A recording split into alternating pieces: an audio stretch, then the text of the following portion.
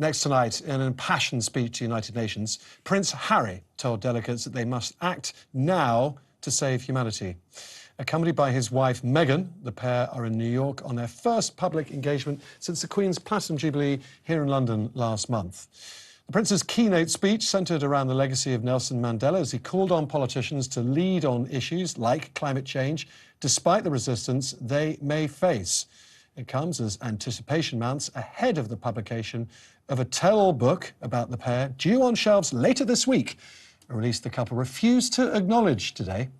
Well, talkTV's royal editor, Sarah Hewson, sent this report from Buckingham Palace.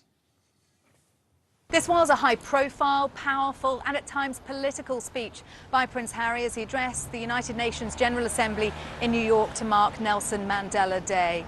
He started by talking of his own personal connection. He said he had a photograph on his wall and in his heart of Nelson Mandela with his late mother, Princess Diana, taken in Cape Town in 1997.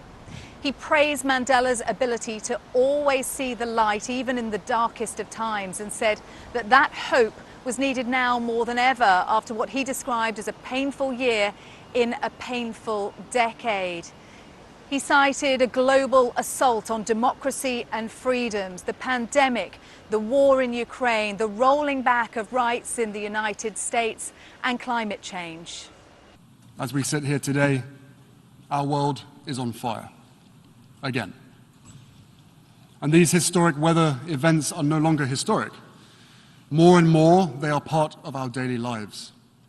And this crisis will only grow worse unless our leaders lead.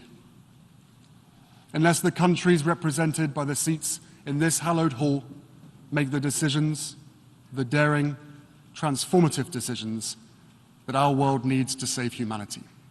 He was accompanied by his wife, Meghan, who has herself previously addressed the UN to mark International Women's Day. It's their first public appearance since they returned here to the UK for the Queen's Platinum Jubilee. And it comes as the couple are bracing themselves for the release of a new book about their rift with the royal family. Not Prince Harry's book, but one by the investigative journalist Tom Bower, who's renowned for not pulling any punches. He has spent a year talking to Meghan and Harry's supporters and their detractors. So what have we learnt so far? Well, we've learnt that, according to Tom Bower, the Queen expressed her relief that Meghan wouldn't be coming back to the UK for Prince Philip's funeral. She apparently turned to an aide and said, thank goodness Meghan isn't coming. Meghan at the time was pregnant with Lilibet, and it came just weeks after that Oprah Winfrey interview. Another interview, that with Vanity Fair, that Meghan had done in the early days of her relationship with Prince Harry, had apparently left her hysterical after Buckingham Palace was less than happy with the front page, claiming that she was wild about Harry. In the run-up to the wedding, Tom Bower claims that the Queen and Prince Charles suggested that Meghan might wish to fly to Mexico to try and smooth things over with her father and to stop him speaking to the press, and that there was frustration, apparently, at her refusal to do so.